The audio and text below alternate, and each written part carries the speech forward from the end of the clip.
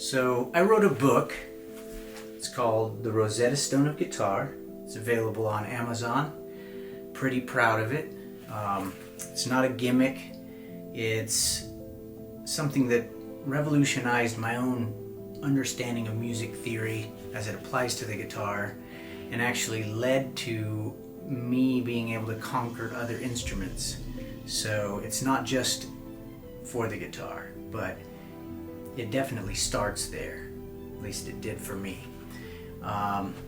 So I've sold many copies over the years, and just recently it dawned on me that, I don't, as a user, a consumer in this life, I don't like to pay for stuff myself. So the trade-off I'm going to make is I want to offer it for free, the information for free, in exchange for YouTube views, likes, subscribes, and all that. So advertisement, in other words. Let's let the advertisement companies pay for the information that we share. So if you benefit in any way from it, please give me a subscribe, like, share, comment, all the stuff that causes an algorithm to pick you up and run with you. That's what I need in exchange for this good information I'm going to give you. What information? Well, it focuses on the pattern that the major scale puts on the fretboard. And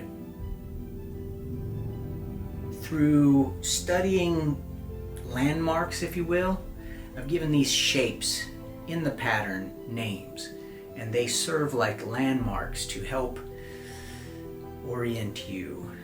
They're like geography, kind of like your hometown. In fact, that's a really good point.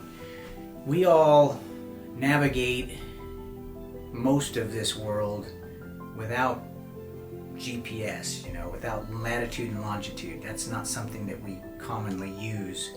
If we're going to tell somebody how to get to our house, we reference relativistically. So we'll say, it's 3 houses down from the convenience store. And that is very much like how the Rosetta Stone of guitar works, both with the pattern, the solo pattern, and chords. And there's huge benefits. In fact, I like to think that in some way, just like tablature was just a small difference, there's a small difference, a subtle difference in the way tablature makes sharing information accessible, avoiding having to read music.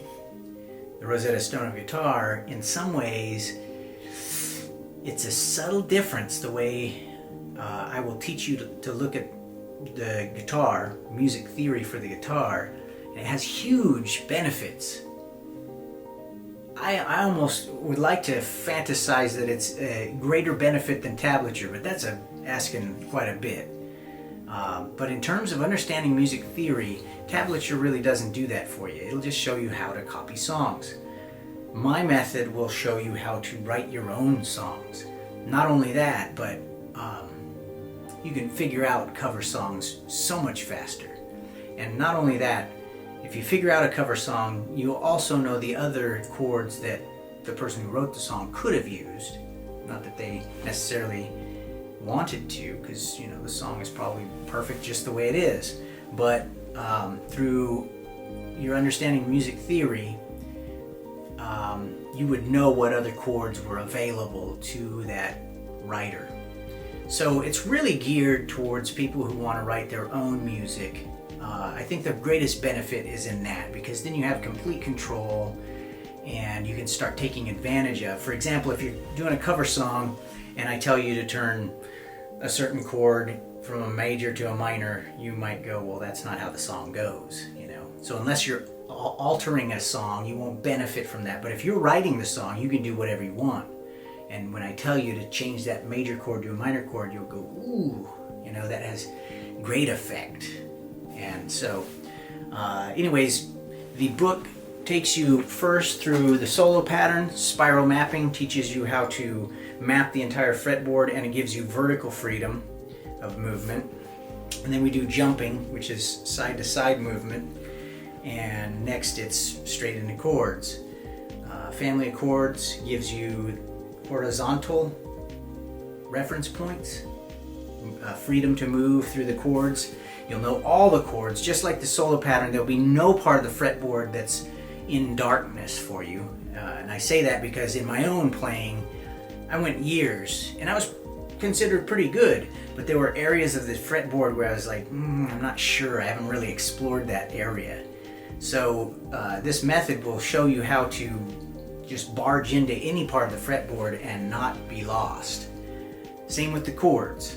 You'll know where all the chords are, and then familial hierarchy is the name of the chapter that talks about vertical, because family of chords will teach you how to go this way, and then familial hierarchy is vertical movement. So back, let me recap. Solo, I say solo, but melody, one note at a time. In other words, there's spiral mapping, which is vertical movement, jumping, which is horizontal, and then family of chords is vertical, family of chords is horizontal, and familial hierarchy is vertical. Once you know that, it's kind of a lot. It'll take you a while to get used to it, but as soon as you're good at that, it's time to move into one of my favorite things to do, which is altering the chords, sort of giving these characters in the play superpowers, invoking the harmonic minor scale to increase the tension before your chord cycle arrives back home, and it can be very powerful. It's probably the most important thing I've discovered about songwriting. It's the sort of thing that causes my music to sound like it's really moving. And the same thing happens in other music, not just songs I've written. I'm just writing songs like everybody else, but you can definitely hear some of these tricks, these devices, I guess you might call them, where the artist increases the tension just before returning home, so that the passionate screams or guitar solo scream sounds more appropriate. It sounds all that much more resolved when you arrive back home. So that's what the Rosetta Stone of guitar has to offer you if you commit yourself to it. And as many have observed before, it may be a shortcut to music theory, but it still takes time. It takes effort, and you gotta kind of change the way you look at things. You just gotta learn the method.